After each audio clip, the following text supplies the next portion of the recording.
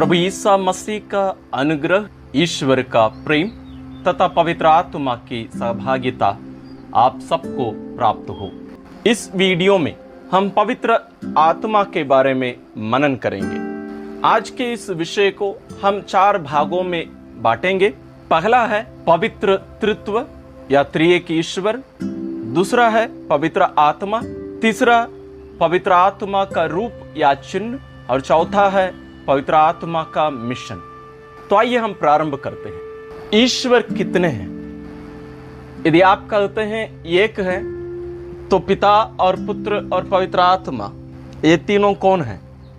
दूसरा प्रश्न है, क्या ये तीनों व्यक्ति एक ही हैं या अलग अलग? यदि ये तीनों अलग अलग हैं तो एक ही ईश्वर कैसे कहे जाते हैं? पवित्र त्रिएक ईश्वर या पवित्र तृत्व मानव के द्वारा खोजबीन किया हुआ एक सच्चाई, एक सत्य नहीं है। और एक प्रश्न मैं आपसे पूछता हूं, आपको सबसे ज्यादा, सबसे अच्छा कौन जानता है? और क्या वो व्यक्ति आपको पूर्ण रूप से जानता है? और आपके बारे में उसको जानकारी कहां से मिलती है? आप मेरी इस बात से सहमत होंगे कि जब तक हम अपने बारे में दूसरे व्यक्ति को नहीं बताते हैं, वो व्यक्ति हमारे बारे में जान नहीं सकता है।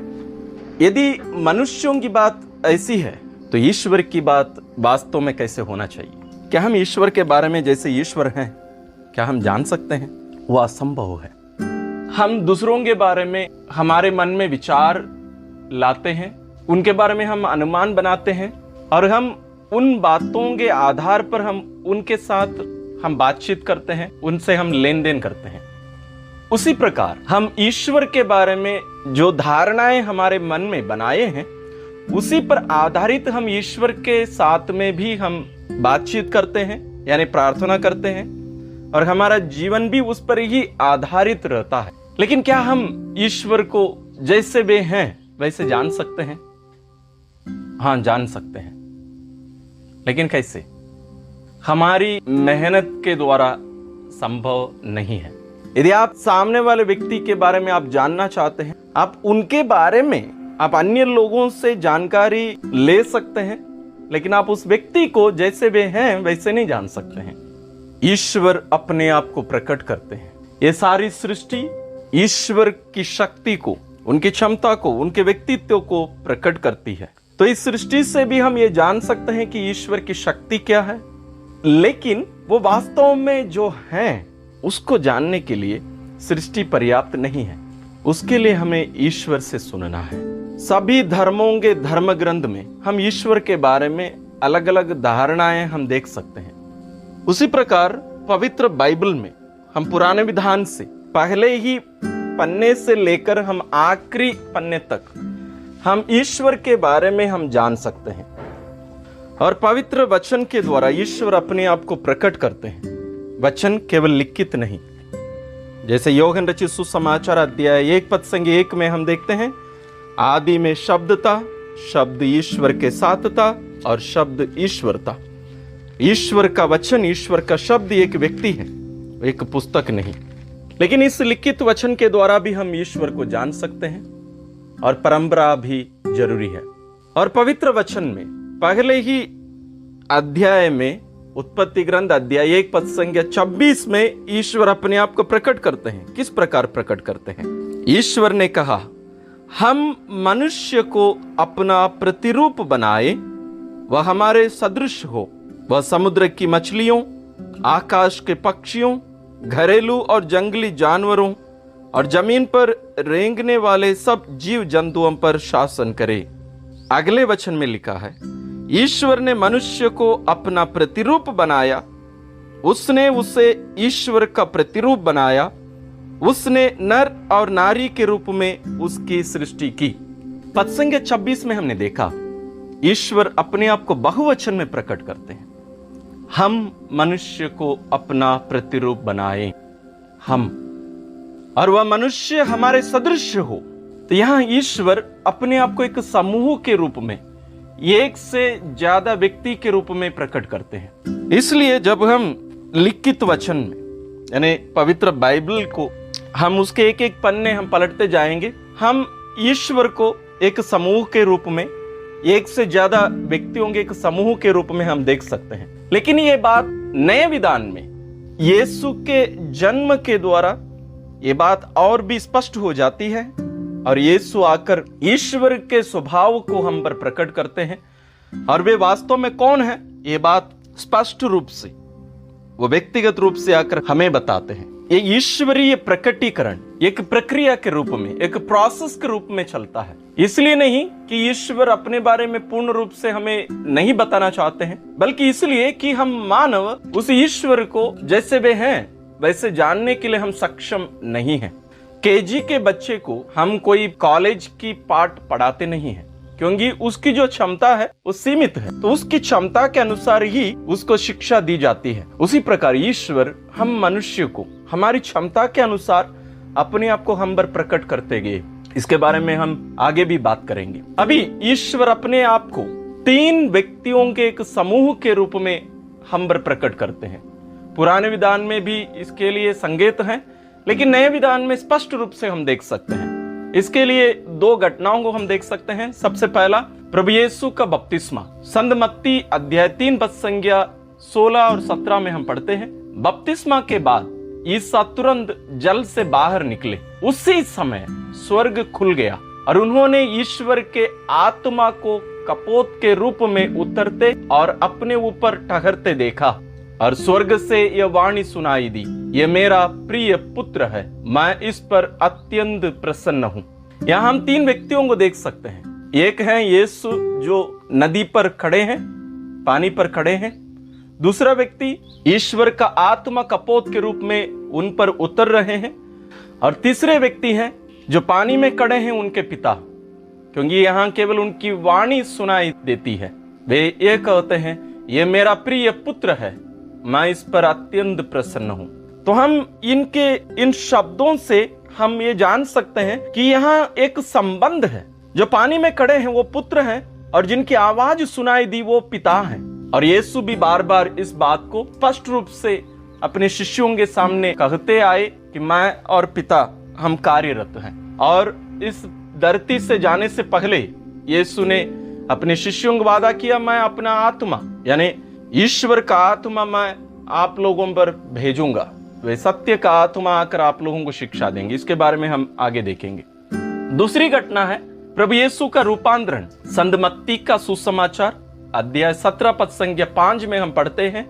वह बोल ही रहा था कि उन पर एक चमकीला बादल छा गया और उस बादल में से यह वाणी सुनाई पड़ी, यह मेरा प्रिय पुत्र है, मैं इस पर अत्यंत प्रसन्न हूं, इसकी सुनो।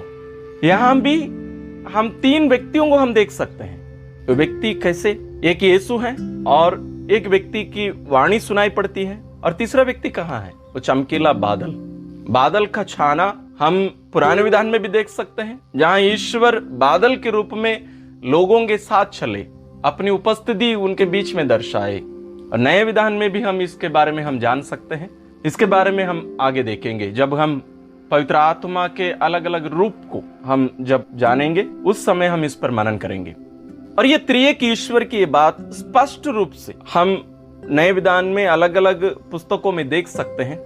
विशेष रूप से संत पौलुस कुरिन्थियों के नाम अपने दूसरे पत्र अध्याय 13 पद संख्या 13 में कहते हैं, प्रभु यीशु मसीह का अनुग्रह, ईश्वर का प्रेम तथा पवित्र आत्मा की सहभागिता आप सबको प्राप्त हो।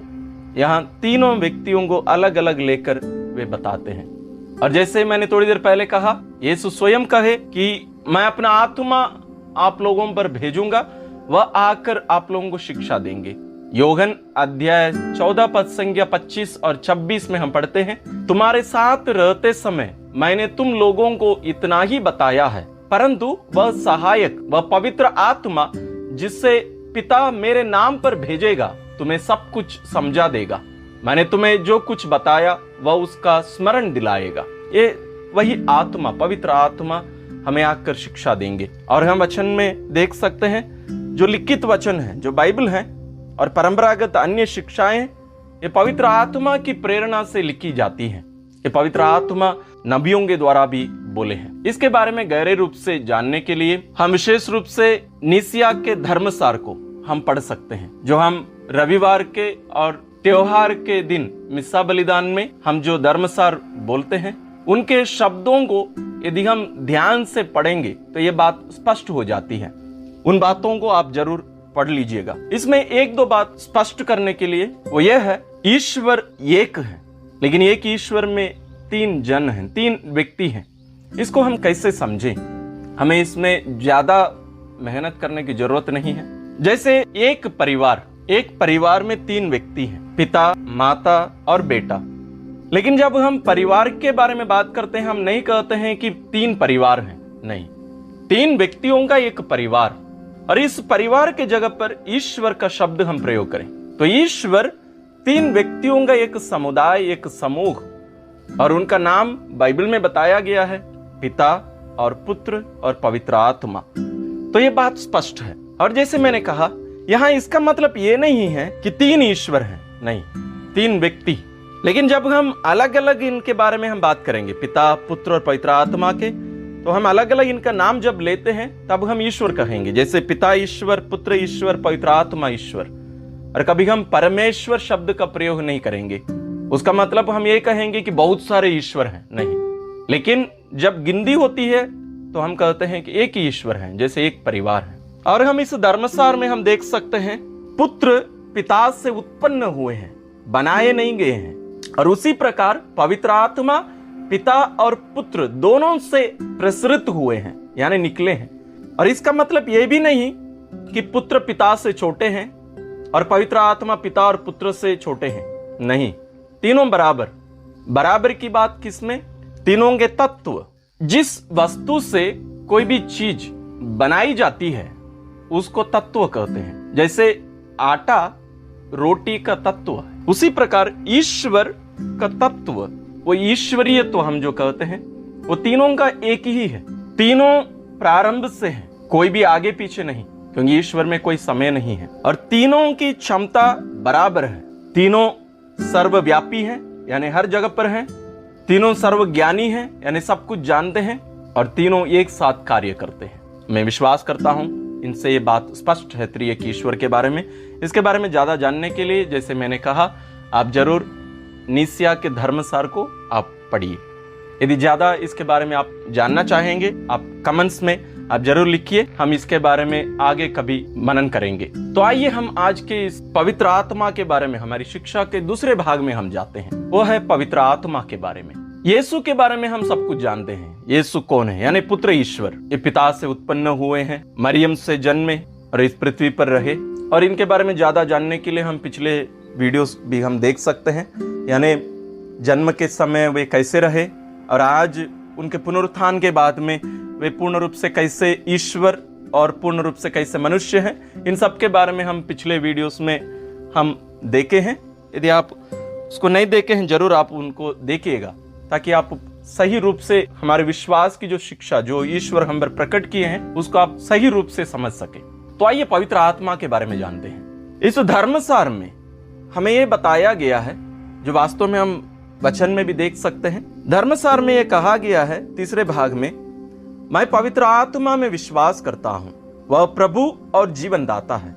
यानी हम जब ईश्वर मनुष्य को बनाए मिट्टी से, जब हम देख सकते हैं उत्पत्ति ग्रंथ अध्याय 2 पद संख्या 7 में हम देखते हैं, प्रभु ने धरती की मिट्टी से मनुष्य को गढ़ा और उसके नथुनों में प्राण वायु फूंक दी। इस प्रकार मनुष्य एक सजीव सत्व बन गया। यानी ईश्वर अपना प्राण वायु उसके नथुनों में फूंक दिए। इसको हम आत्मा के रूप में भी हम देख सकते हैं। नहीं, ईश्वर पवित्र आत्मा जीवन दाता है, ना केवल शारीरिक जो जीवन, बल्कि अनंत जीवन भी हमें इनके माध्यम से आज हमें मिलता है। इसके बारे में हम आगे देखेंगे। आगे हम पढ़ते हैं, वह पिता और पुत्र से प्रसृत होता है। पुत्र के बारे में कहा गया कि वह उनसे जन्मे हैं या उत्पन्न हुए हैं, लेकिन पवित्र आत्मा प्रसृत होते हैं, उनसे निकलते हैं, पिता और पुत्र दोनों से। तो ये पवित्र आत्मा एक अलग व्यक्ति है। और यहां सहायक कहा जाता है वचन में, बाइबल में यीशु जब कहते हैं, उसका मतलब यह नहीं है कि पवित्र आत्मा यीशु से छोटे हैं, जैसे पहले भी मैंने कहा है, तीनों बराबर शक्ति के हैं। लेकिन हमें मुक्ति पाने के लिए ईश्वरीय जीवन के सहभागी होने के लिए, हमारी सहायता करने के लिए पवित्र आत्मा इस धरती पर हमारे साथ है। और आगे लिखा गया है, पिता और पुत्र के साथ उसकी आराधना और महिमा होती है। आराधना केवल ईश्वर को दी जाती है, तो पवित्र आत्मा को भी वो आराधना, यानी वे स्वयं ईश्वर हैं, आराधना और महिमा होती है।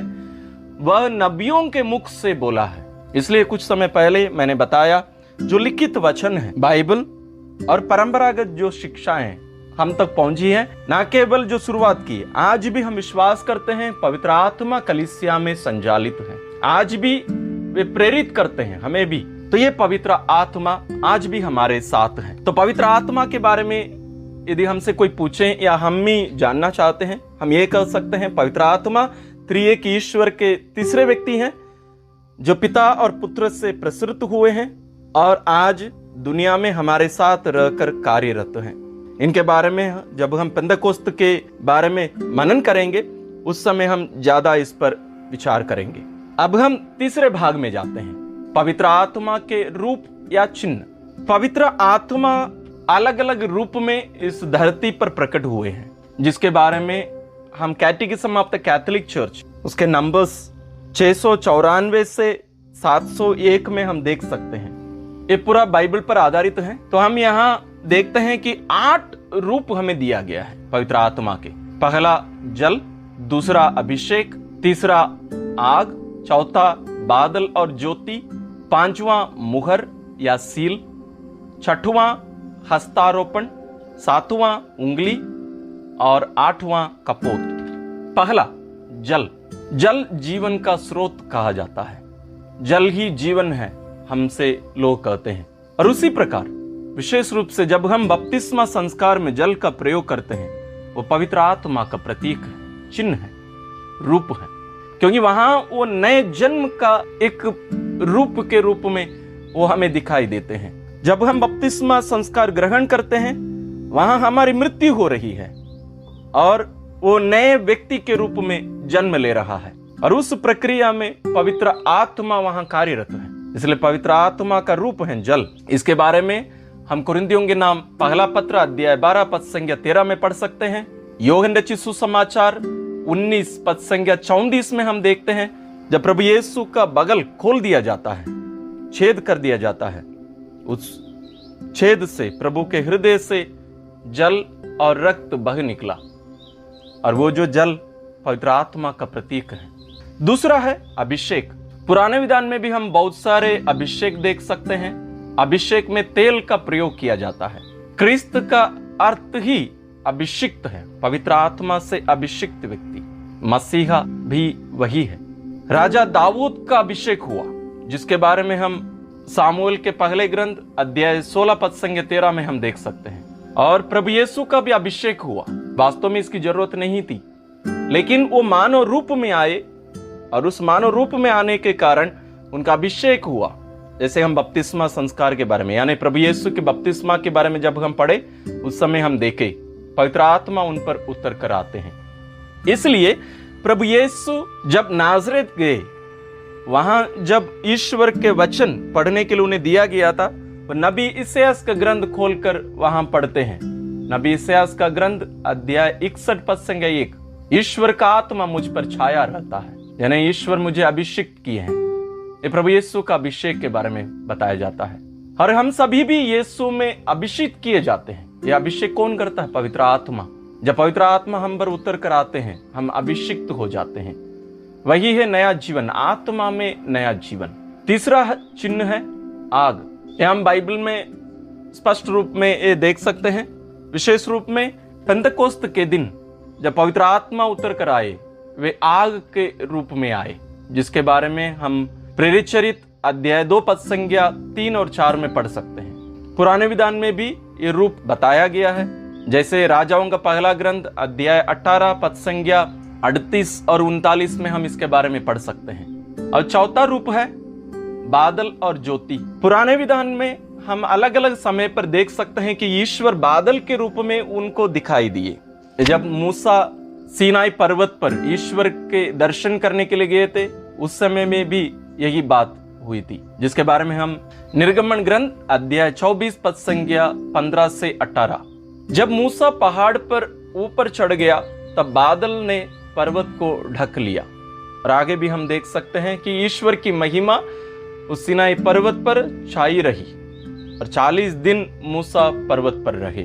और मरियम जब स्वर्गदूत गब्रियल से पूछते हैं कि ये कैसे संभव होगा, क्योंकि मेरा तो कोई पुरुष से संसर्ग नहीं है, तो तब भी स्वर्गदूत यही कहते हैं, ईश्वर का आत्मा यानी ईश्वर की शक्ति की छाया आप पर पड़ेगी।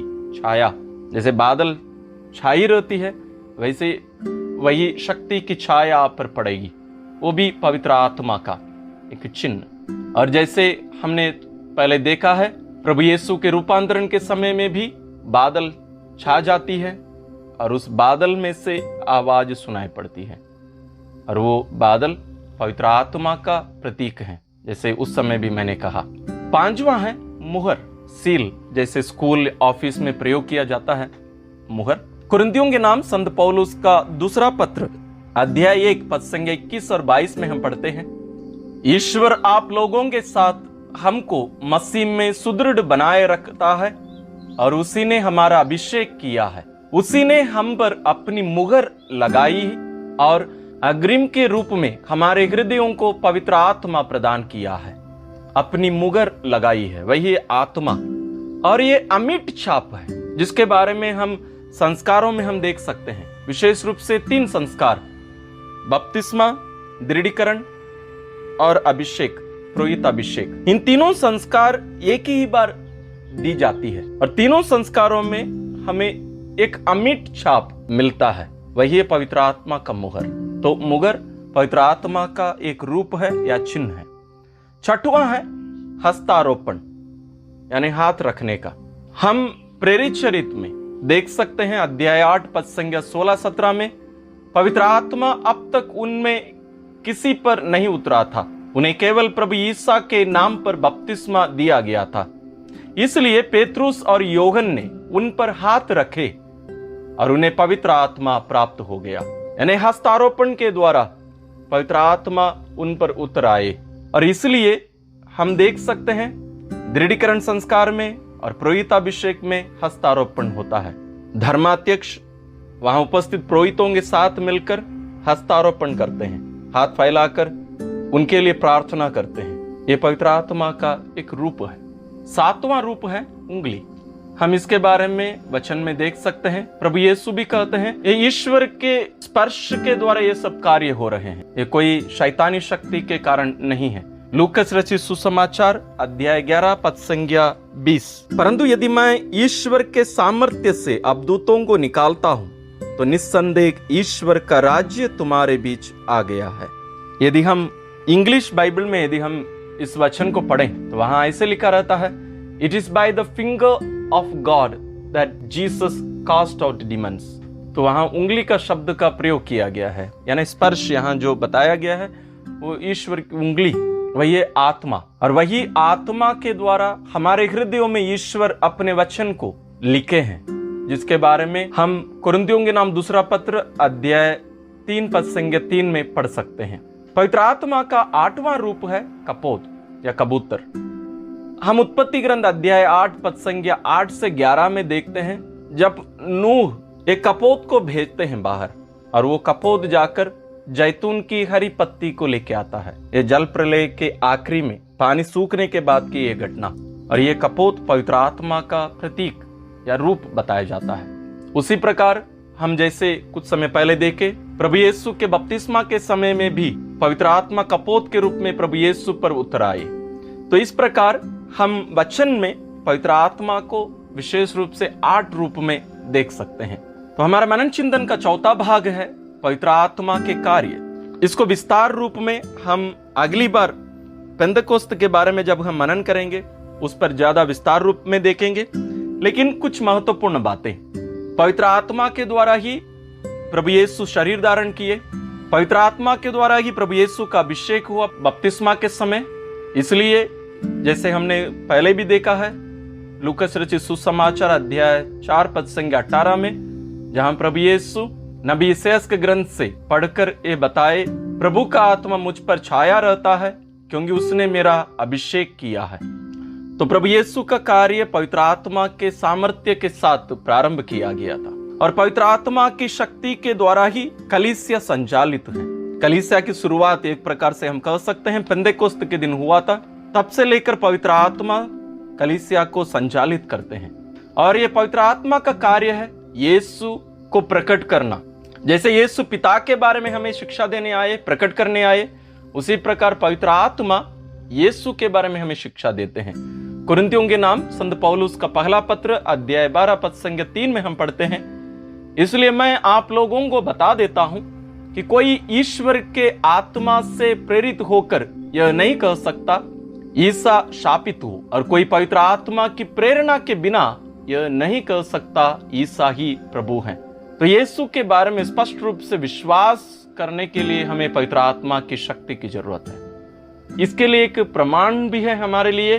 जब मरियम एलिजाबेथ से भेंट करती है तब भी पवित्र आत्मा की शक्ति और सामर्थ्य से एलिजाबेथ मरियम को पहचान लेती है कि मरियम प्रभु की मां है, यानी मरियम गर्भवती थी, जबकि मरियम और यूसुफ को छोड़कर अन्य किसी भी तीसरे व्यक्ति को इसकी जानकारी नहीं थी। और पवित्र आत्मा जैसे हम पहले देखे नबियों के द्वारा बोले हैं और लिखित वचन उनकी प्रेरणा से लिखी गई है।